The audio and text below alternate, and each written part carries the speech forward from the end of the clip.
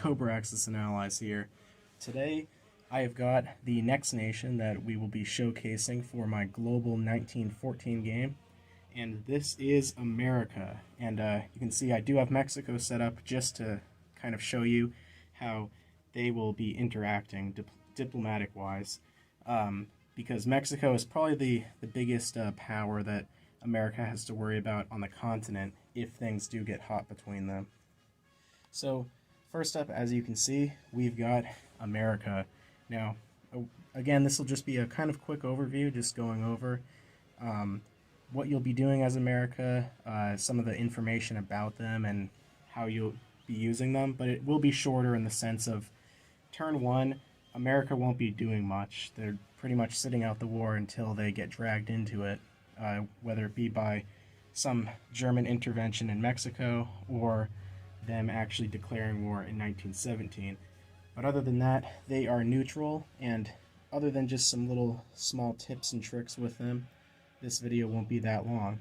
So first up, as you can see, the Americans do have a quite expansive military that spreads throughout their country, except for the fact that their nation is slightly underdefended when it comes to, say, like a major power attacking them. They don't have a lot of reserves. It's just mostly forces that kind of defend the coastlines. And you can also see that there are a lot of coastal fortifications. These silver pieces are coastal guns, as you can see.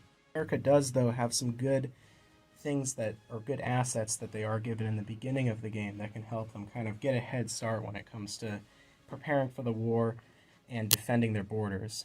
So in terms of, I guess, exerting power early game, America is just kind of sat with where they are. They can't really declare war on anybody, and they're just kind of sitting here. And you can see that their navy, even while being large, and 2 battleships or dreadnoughts are definitely a powerhouse. The problem is that with nations like Germany and other nations, even the Austro-Hungarians, if they, for some whatever reason, were able to get out, their starting navy could probably beat the Americans, or at least contest their waters here. So, and again, you can see that America's infantry forces are kind of spread out. So their main mission in the early stages of the game will probably be to get these guys kind of more towards the coastlines and ready to ship out, with their main areas of operations probably being here in Washington, where they're going to be trying to load up transports or get transports ready. And then San Francisco, a little less so. America doesn't really have to worry about the Pacific War, so these forces can mostly move out. The only real thing that replaces the Pacific is Mexico. Now, Mexico isn't going to instantly join the game, and you're definitely not going to see Mexico joining every single game, but it is a possibility, and you can see that Mexico is definitely poised for a sort of like assault on America if they needed to. They definitely have a decent amount of forces, especially when you consider California here. They have decent forces that could contest the area, plus they are given an armored train so that they can ship forces up from Mexico City if they need to. Texas, though, and the surrounding areas of Louisiana, Oklahoma, do give America some options to defend their southern border. And Mexico, we will be going over them a little more, but real quick, basically the only ways Germany can really align Mexico would be to either get forces here, which is highly unlikely, or to diplomatically roll for them by paying 5 IPP and then rolling a 1 to 3 on a D12. So pretty low chances, but if they do get into the war, they will be quite the distraction for the Americans. The Mexicans, though, aren't completely overpowered in the area. One of their major downsides is the fact that America has factories right on the border in California and Texas, so they can get men right to the front, whereas Mexico has to ship them up. Although Mexico at the same time has mountainous deserts, which will be extremely hard for America to push into. So, and Mexico is also poised for a sort of attack on Panama. If they can get men into Central America and down into Panama, they can pretty much contest America's ability to either get ships from either side of the world through the Panama Canal, forcing them to go all the way around. So the American economy is also decent, but in the early stages they will be at a limited economy of probably around 10 IPP. And so they will have the chance to build some units. And the main strategy for America actually will be to try to provoke the Axis, or the Central Powers, I mean. And that could be in the forms of America is basically on a three-strike policy. And how that works is that you can see I've got my computer here, and yes, I am on the floor. I don't have a table right now to set this stuff up. But basically, going over how America can get into the war. They start out neutral, like I was saying, and they can't just declare war until 1917. So there is a long while before they can actually get involved in the conflict. But there are ways for America to actually exert their influence or try to get themselves to join the war. So, first off, while neutral, the Americans can only move their ships to places adjacent to American territory or South American territory, so they can move all around here.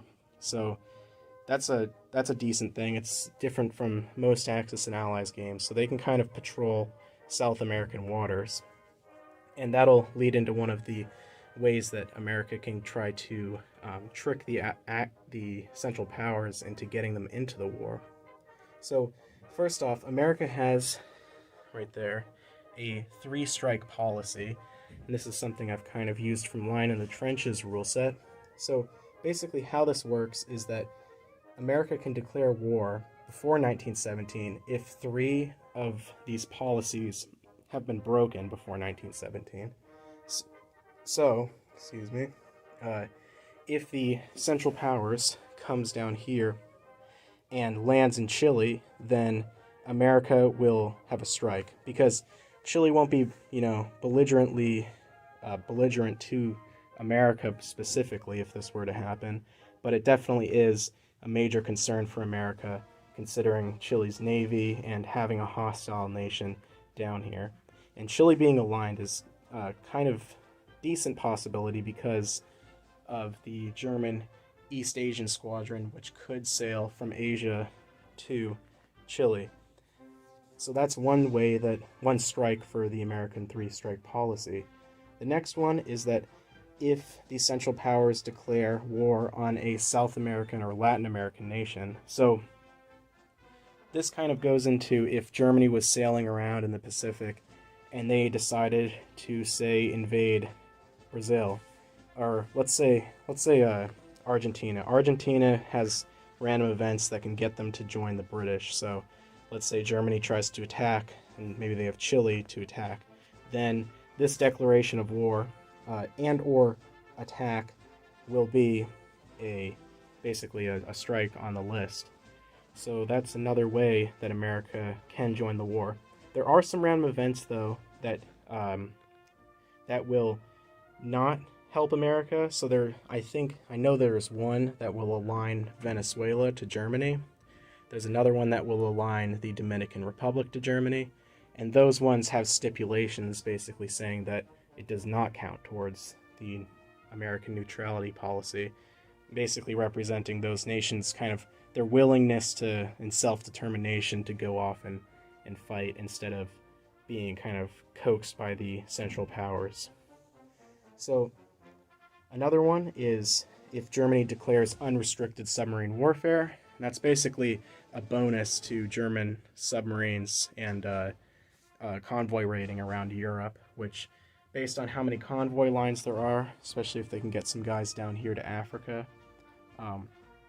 that is definitely a good possibility for the Germans. But of course, by doing so say like the Germans, maybe turn one, they want to really cripple the Allies, so they declare unrestricted submarine warfare. And while, yes, they may cripple the Allies, America now has a strike, and now they're two strikes away from joining, so Germany better play it safe at that point. But of course, if America does join the war, Germany can get that submarine bonus anytime they want. So the last way that, or the last strike on the list, is that if the Central Powers moves ships through zones that American ships are present. Now, basically, this goes into the sense of America is, by the stipulations of their policy, they can only move ships within their sea zones, so like basically patrolling their waters, but they also have free reign over sailing around South America. Basically, America is the kind of dominant superpower in this area. They want to keep South America under American influence. So how they can use this, and I guess they don't want Central Powers ships just sailing around and off the shores of America and sailing around South America trying to get powers to align to them. So basically, what America can do to kind of game the system is that, let's say the East Asian Squadron is sailing over from the Pacific, and they're coming around here, and they want to enter down here across Argentine waters and try to get back to Europe. Well, America can decide to send, say, like a destroyer or even a sub down and just sit it right here.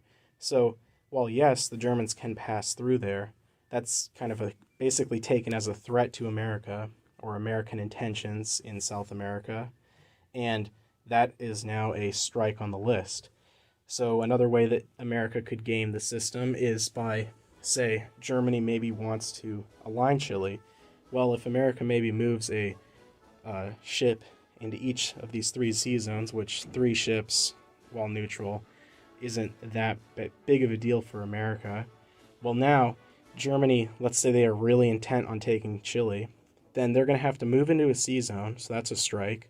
They're going to align Chile, that's another strike, and they're going to be 1 strike away.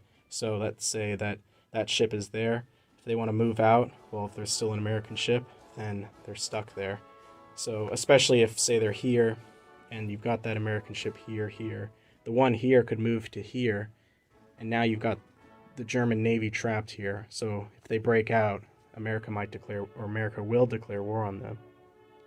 And lastly, America will automatically join the Allies if Mexico is aligned. So, like I was saying, Mexico is a big asset to the Central Powers if they can get it to align, but at the same time there are some pretty big downsides. So the fact that, let's say Germany gets their transport and East Asian Squadron and gets it somewhere near America, well, they're going to have to debate, do they want to take Mexico and then align America early game, or do they want to just try to circumnavigate it?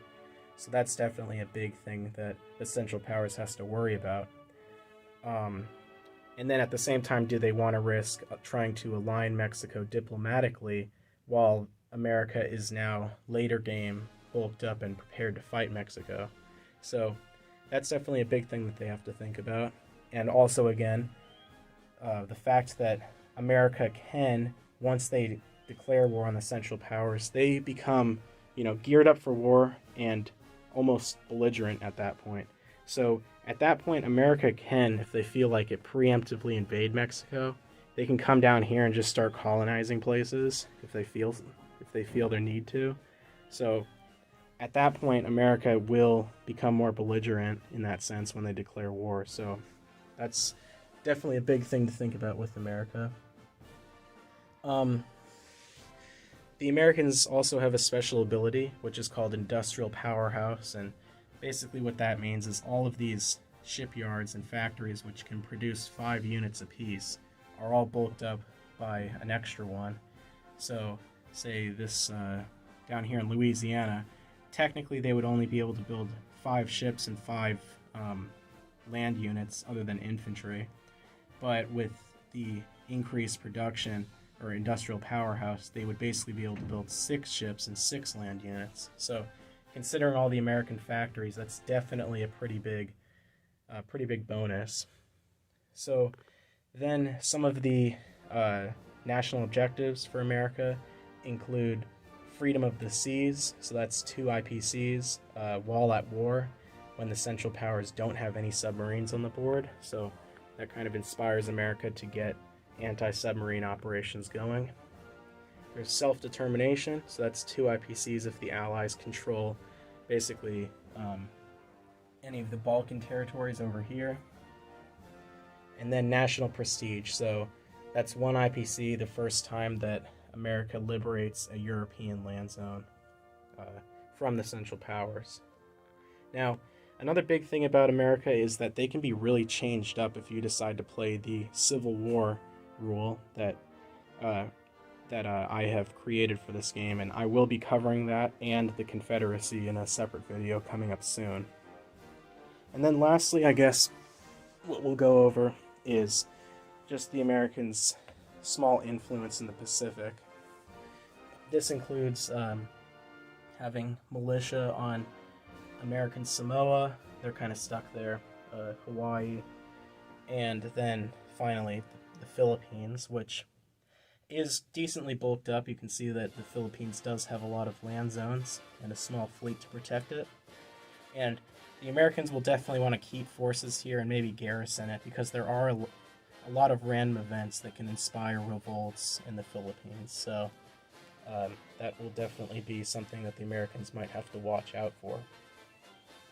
But overall, that was America, and like I said, kind of a faster video-ish because of the fact that they can, America's open options, they're reactionary, you know, there's not a general rule that you're going to be seeing, you know, they're going to be going and doing whatever that they feel like, basically, based on what the Central Powers are doing. So yeah, I hope to see you guys again. Cobra, out.